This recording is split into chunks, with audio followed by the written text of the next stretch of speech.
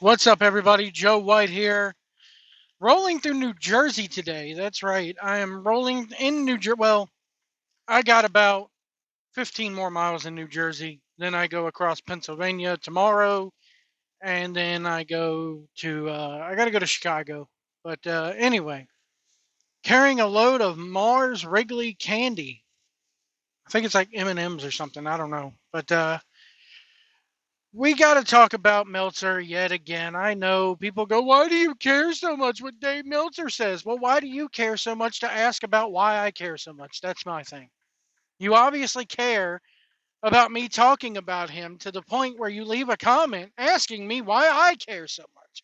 So either you're a staunch Meltzer defender or you're just wondering why I'm talking about him. Well, why I'm talking about him is there's a couple reasons. One, some of the shit that he says is just out there, as you'll hear in a second. Um, because actually, I take that back. What you're about to hear in a minute is something that I'm surprised he said. Really surprised he said, because he compares AEW to pretty much compares AEW to TNA, which TNA right now, because of the relationship with NXT and WWE, is a step above AEW. And I watched the last 2 weeks of TNA television, which I have not watched before that a full episode of Impact in quite some time. So there you go. Um, because I'm liking what they're doing with the Nick Nemeth Ryan Nemeth thing. They're gonna end up facing each other. That's Brett and Owen right there eventually. But anyway, I like it. Um, but another reason why I cover Meltzer is just because here's a guy for decades now, since the late '70s, at least I want to say, that people have been trusting this guy for news in the wrestling business, behind the scenes stuff. And for a while, he was on top of his game. Nobody could touch him. But then this man aged, okay? He's aged out just like everybody else does, okay? Why do you think, you know, I, I won't say what I was getting ready to say, but anyway, um, he's aged and and his the style of wrestling changed. He started to promote New Japan more and more, which he's always been a fanatic of New Japan and Mexico. Always. I believe that he sees United States wrestling as trash and always has. If you're not doing 18 flips a match, he thinks you're trash. So I, you know, it's all started to change once the emergence of the Young Bucks and Kenny Omega, and right around 20, you know, right around the 2014 to 2018 period, 19 period, dare say, when New Japan was white hot. Um, and then AEW comes along. It started, the founders of that promotion are Tony Khan, the Young Bucks, and Kenny Omega and Cody Rhodes. And he's friends with the Young Bucks. He's friends with Tony Khan. He's friends with Kenny Omega. I don't know if he talked to Cody, but it's a matter of I finally have an in. I finally have, from Meltzer's standpoint, Meltzer always has wanted to be in the business without being in the business, if that makes any sense. He's always wanted to have those buddies in the business that he could go to and get the inside scoop from and give advice to. He's in it without, that's where people go, oh, Dave Meltzer's on Tony Khan's payroll. I don't know if he's necessarily on the payroll as much as he loves the access that they give him. He's finally got that inside access that he's always wanted. He can say that he used to talk to Vince McMahon. He could say that he used to talk to people in WWE. But the fact of the matter is, they would never give him the access that Tony Khan has. So, and he would never really have a direct line of communication with Tony Khan that he has.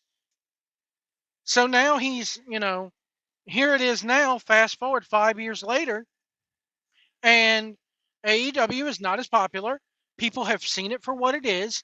It's a glorified indie New Japan style shit that nobody likes. I said it from the very beginning.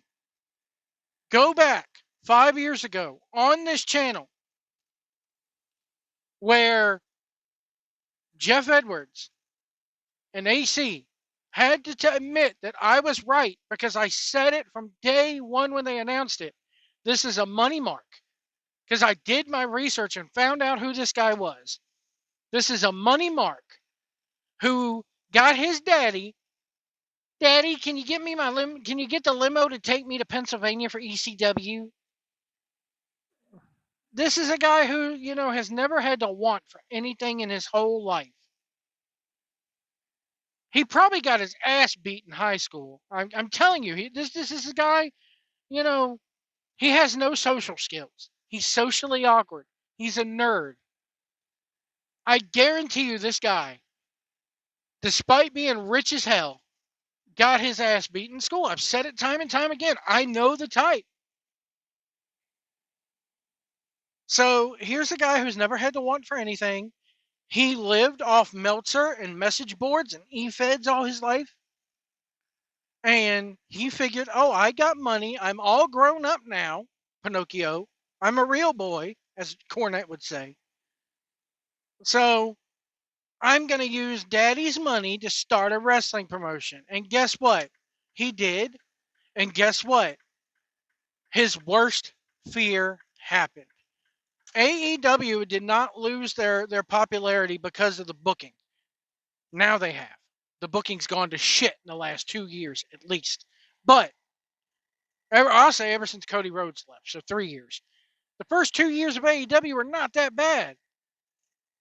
The problem is people were tuning into you, Tony, and were listening to you, Dave, because you guys were the alternative, not to WWE, but to Vince McMahon. That's a strong point. You were the alternative to Vince McMahon. And the second Vince got ousted 2 years ago, the ratings go up. Levesque and Triple H, or Levesque and Stephanie and Nick Khan get put in charge in Vince's absence. The ratings go up for WWE. They start dwindling for AEW. Look at it year after year. Dynamite this past week, okay? If you look at 3 years ago, 900,000. The year after that, 800,000. The year after that, this year, 600 and some thousand. You've lost a third of your audience in 3 years. Okay? So, what happened again? I'm going to get back. I'm sorry. I know I'm ranting, guys, but Vince leaves. The ratings change. The booking changes. Instantly, the booking changes. Vince weasels his way back in. The booking goes back to that God-forsaken, stupid, on-the-fly bullcrap that Vince used to do. The ratings stagnate. They don't go up. They go down a little, actually. And then finally, 6 months later at SummerSlam, Vince is ousted yet again. And then then that's it. It takes off. So, and Meltzer refuses to believe that. And also, the booking, Tony Khan panicked. Tony Khan has been in a state of panic for 2 years now. Cody Rhodes leaving has nothing to do with it, okay? He was the first rat off the ship. Vince bought Cody back. Vince went to Cody's house in Atlanta and got him to come back. So, there's a lot of different factors that come into play here. Also, when Tony Khan panicked, you got people jumping to WWE from AEW. You got the old people jumping to AEW from WWE. And it just looks like to me that the writing is on the wall. This guy's panicking. His booking style sucks. he realizes that Triple H's way of booking is better. Now, granted, Triple H has stolen a lot, but I dare contend that the reason why Triple H's booking is better than Tony Khan's booking is because he knows how to put his finger on the pulse and realize what people want. Look at what he did in NXT. NXT was 10 times better than the main roster. The only reason why I quit watching NXT for a while was because you get so invested in those characters and you buy into it so much and the booking is so good and you're like, oh my god, I can't wait till this guy gets to the main roster. And then all of a sudden they get to the main roster and Vince messed them up. Vince did not see any of those people as stars. Vince undermined Triple H any chance he got. Why? Because he did not want to admit that he was old and out of touch. And the second you take that factor out, the booking becomes cool again. The stars make more sense. The booking makes more sense. You're not seeing guys go. I mean, you're not going to see guys get hot shotted overnight. But I think what they've done with people like Carmelo Hayes is great compared to what they would have done. If Vince were still booking, Carmelo Hayes would have been in the Hurt Business or would have been released. And Dave Meltzer refuses to acknowledge that. Dave Meltzer still thinks that Tony Khan's booking is the way to go. Dave Meltzer still thinks that that New Japan crap is what we want to see. And yes, we want to see athletic wrestling, but we want to see, I'm sorry, but once Triple H got on it and they were like, okay, we don't have to subscribe to New Japan World to get our wrestling. We could get it here in America. Yeah, it's not going to be the exact same as New Japan, but we're now getting wrestling with storylines that make sense and matches that are athletic. There are still some faults in it, but Meltzer just has completely lost the plot with it, man. He refuses. He talks about adapting with the times. He refuses to adapt with the times and realize WWE is where it's at, dude. Instead of taking your money and going to All Out and All In every year, they're going to WrestleMania because it's in Vegas, because it's maybe about a 6-hour drive from where they're at. 7-hour drive. That's it. If WrestleMania were in, like when WrestleMania goes to Indianapolis, they're not going to go to Indianapolis. But if AEW were to go to Indianapolis, I mean, look how many times they went to Chicago. They went all the way to London for AEW. I didn't see them going to Clash at Castle. I didn't see them going to any other European show that WWE has done. And WWE is 10 times hotter and draws 10 times more crowds and gets 10 times more ratings. Well, maybe not 10 times. You guys know what I mean. It's crazy how much this old fool has become the exact thing that he hates. It's crazy. And here's a prime example of it. I'm going to play this to you. They were talking about Saraya or Saraya, whatever. It's Saraya, isn't it? Who cares? Paige. Okay, there. Who really doesn't wrestle all that much since she came back. Has been quote unquote cleared by doctors, but rarely wrestles. Don't know why she doesn't wrestle. She just rarely wrestles. Signed her to a big fat contract. Doesn't work. Bad business yet again. But I can't remember the last match she wrestled on Dynamite. I think she used to wrestle on Rampage a lot. And she was instrumental in Harley Cameron getting her push. But anyway, she did an interview and they asked her about WWE. And she said, yeah, I love WWE. Wouldn't mind going back there someday. And this was Dave Meltzer's reaction to that statement. Take a listen to this. It's quite interesting. Saraya was asked about WWE. I think it was in a TMZ interview or something. And she said something about, she loves WWE and One day, who knows, is kind of how she ended it as far as whether or not she would go back. Yeah. But I mean, she has the right to say that and all that, and she kind of should. But it doesn't look good for AEW when one of its wrestlers is saying that.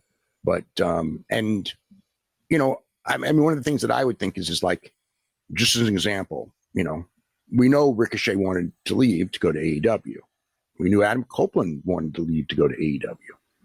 When they were in WWE, did either of them go do a media interview or go on Twitter or anything like that going, I can't wait to go to AEW? You know what I mean? No, not at all, because you know that if you're in WWE, you don't do that. And it just, and it's one of the reasons why WWE's the major league and AEW, is trying to, whatever, I mean, it's just not a good look. It's just, you don't want AEW to become TNA. And in some ways, I mean, there are times it does, and there are other times where it doesn't, but things like that, it definitely makes it feel TNA, like everybody really wants to be in WWE, which a couple of years wasn't the case. A couple of years ago was not the case. Now it's more of the case. I don't say everyone does, because AEW there's still people who know that they're much better off in AEW, and other people who know that the business is much better off with AEW, and that AEW is not going anywhere anyway. But for these things, they don't. I don't think that they make AEW look particularly good. So yeah, he's right, 100%. If you work in WWE, you're not going to mention AEW. Now, I will say this. It's not, I will say, I look at this way, at it this way. When Kevin Owens last night was cutting the big promo against CM Punk, Punk mentioned the fact that he's lost every world title match at the Rumble or at WrestleMania, or, he's ever had, whatever. He took a jab at, oh, you get beat up by this person, and Owens is standing on the ring apron. Now, everybody knows what's been going on with CM Punk. Everybody knows what's happened in the last couple of years with CM Punk. Why can't we take a dig and go, yeah, at least I didn't get beat up in a locker room by two Hardy Boy wannabes and a idiot from Japan? Now, granted, Owens isn't going to say that because he's friends with those guys. And I thought for sure that Owens was going to go there when, oh, come on, people.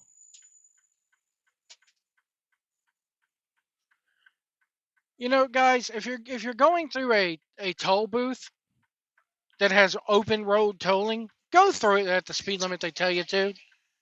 Anyway,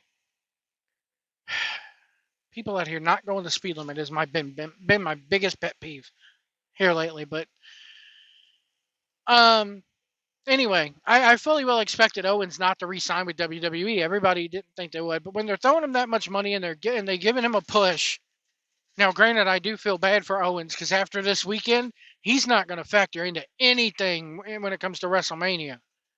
I don't know what they're going to do with Kevin Owens at WrestleMania time. But anyway. So, yeah, you're right. They don't mention AEW. They don't mention it outside of it. Now, if they get asked about it, people go, oh, yeah, I got friends there, and I wish them all the best, and they're certainly not dead, but they're cooking, and at least it gives the people a place to work. That's what you hear. You never hear, oh man, yeah, I love AEW. AEW's great. You never hear that. You hear, oh, I wish the people there the best. You never hear them say, I wish the company the best. But I dare to contend that, look at what Mercedes Moné did. Remember when Mercedes Moné was just about to debut? This was about maybe a week before her debut in Boston. What happened? She did a radio interview, and people asked her about her time in WWE.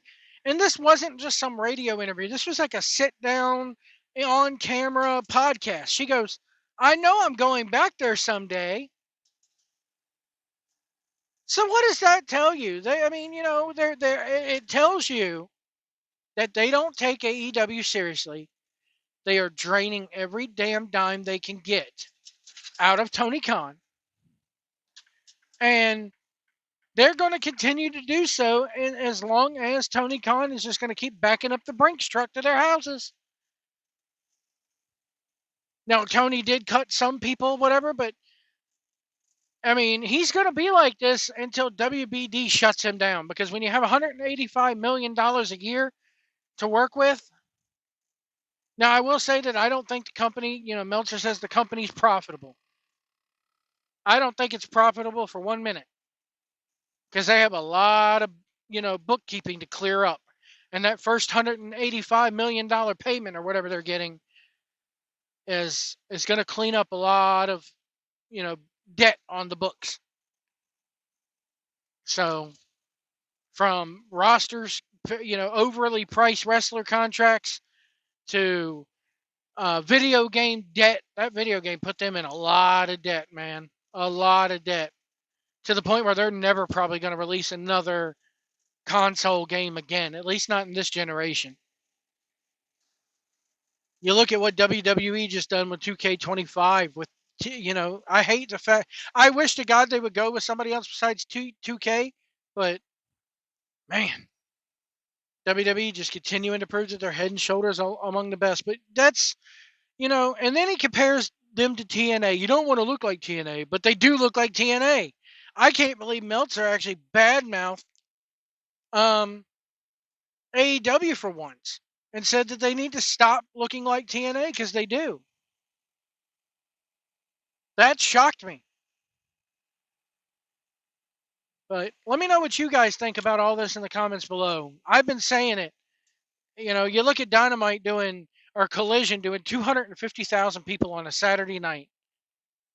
That is impact numbers. That is impact numbers. Those are impact numbers, guys. Regardless of, whether you want to believe it or not.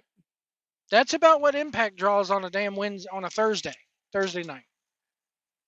So, let me know what you guys thinking about this in the comments below. I'm sorry it's such a long interview. It's a long podcast, but I felt like I needed to get all this off my chest. People are always now asking me, why do you care so much? Well, why do you care if your football team loses? Why do you care if your baseball team loses? Let me know what you guys think in the comments below. We'll see you down the road.